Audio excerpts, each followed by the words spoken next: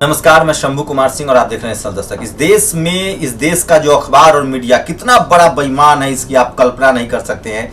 TRP होता है, television rating point, जिसकी वजह से एडवर्टीजमेंट मिलता है।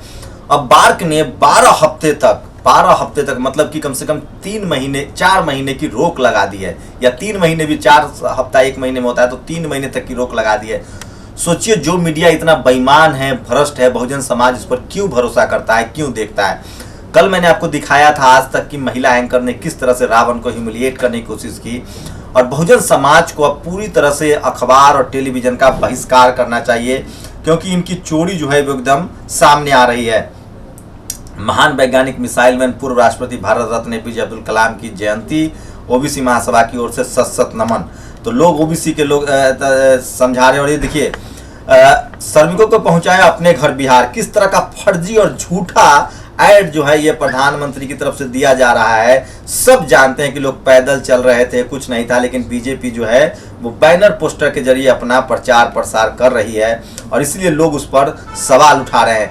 वही एक दूसरी खबर है कि बिहार में चुनाव प्रचार से अमित शाह का पोस्टर से चेहरा गायब है, उसको लेकर भी लोग लगातार सवाल पूछ रहे हैं। प्रधान सेनापति के खिलाफ विनोद कापरी जी ने के लिखकर अच्छा नहीं किया, उत्तर प्रदेश की पुलिस कभी भी आपको गिरफ्तार कर सकती है, प्रशांत कनौजिया को याद कर लीजिए। दुनिया के किसी लोकतंत्र में कभी नहीं हुआ होगा कि देश का प्रधानमंत्री अराजक तत्वों के साथ खड़ा हो।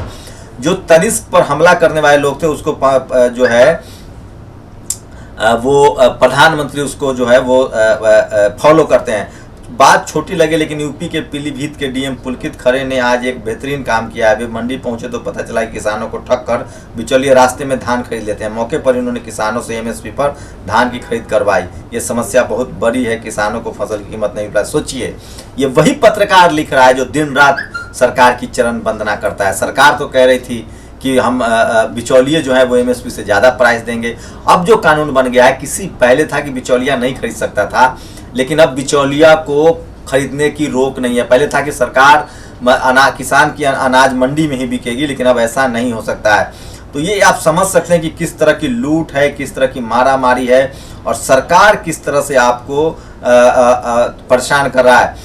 मुलायम सिंह यादव कोरोना पीड़ित हो गए हैं, उनके हेल्थ के लिए लगातार लोग रिक्वेस्ट प्रार्थना कर रहे हैं, और जो अब्दुल कलाम साहब की जयंती को लेकर आज सोशल मीडिया पर लगातार लोग सोशल मीडिया पर उनको नमन कर रहे हैं, याद कर रहे हैं। तो ये एक बड़ी खबर है जो मैं आपको बता रहा था, और मैं बार बार जिस तरह से कहता हूं कि सोशल मीडिया ही बहुजन मीडिया है।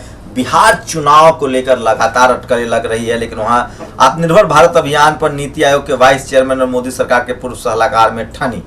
तो सोचिए, फिर से एक बार जो है नीति आयोग के वाइस चेयरमैन और मोदी के पूर्व सलाहकार में ठन गई है, और पीएम केयर्स फंड पर यह साफ हो गया है कि करीब 200 करोड़ रुपए जो है वो सरकारी कर्मचारियों की सैलरी से कटी है, जबकि उसको निजी कहा जा रहा है कि ये निजी ट्रस्ट है, इसमें आप इसका हिसाब नहीं मांग सकते हैं।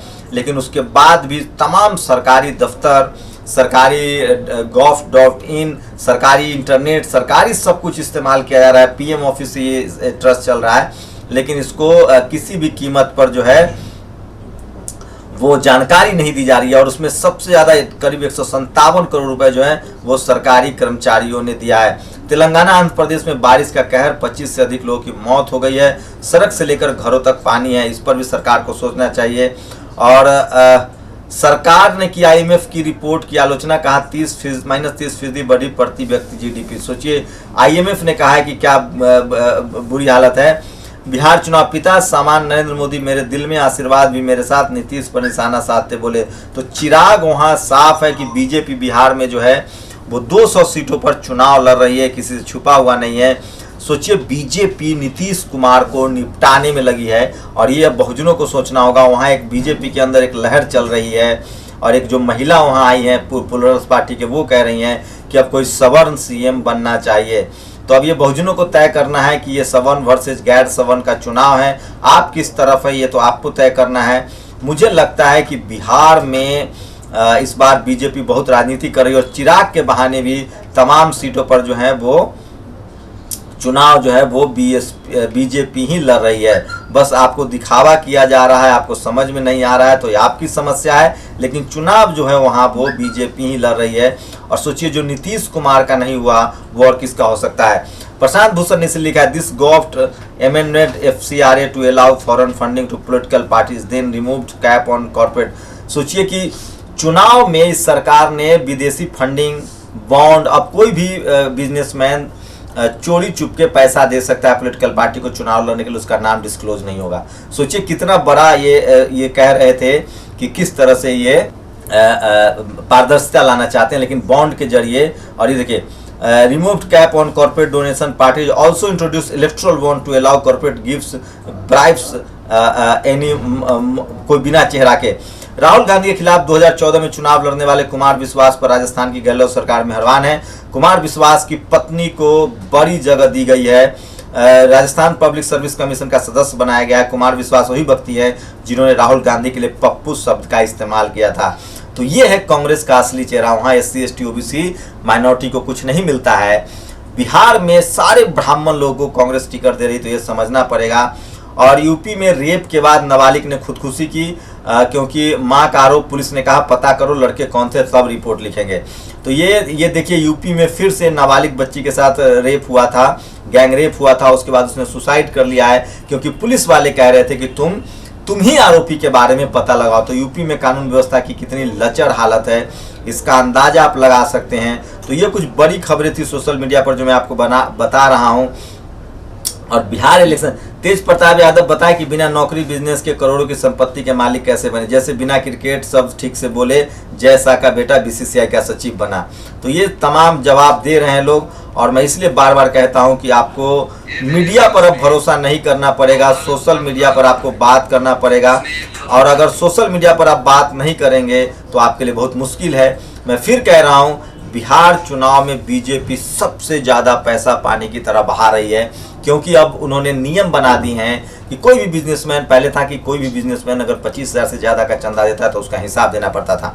अब इलेक्ट्रल बॉन्ड के जरिए कोई भी कंपनी, कोई भी बिजनेसमैन कितना भी चंदा दे सकती है, विदेश से चंदा आ सकता है। जो लोग जन लोकपाल की बात कर रहे थे वो इस तरह से चुनाव लड़ रहे हैं। तो पारदर्शिता नाम की कोई चीज़ नहीं, भ्रष्टाचार चरम पर है। बशर्ते कि टीवी और अखबार को मैनेज किया जा रहा है और वो नहीं बोल रहे हैं। सोचिए, जो टेलीविज़न अपनी TRP में अपने ही टेलीविज़न वालों के साथ गद्दारी कर सकता है, वो SC ST OBC के साथ कितना ईमानदार होगा आप लोग समझ सकते हैं। इसलिए मैं बार बार कहता हूँ, सोशल मीडिया ही भोजन मीडिया है। सोशल मीडिया पर लगातार बने रहिए और तमाम खबरों को देखते रहिए, टीवी से दूर रहिए। शुक्रिया। नेशनल दस्तक की आपसे गुजारिश है कि अगर इसको बचाना चाहते हैं तो नेशनल दस्तक को सब्सक्राइब करने के लिए रेड कलर के सब्सक्राइब बटन को दबाएं, फिर बेल आइकन की घंटी दबाएं। नेशनल दस्तक को बचाने के लिए बहुत ज़रूरी है कि हर खबर को शेयर करें, लाइक करें, कमेंट जरूर करें।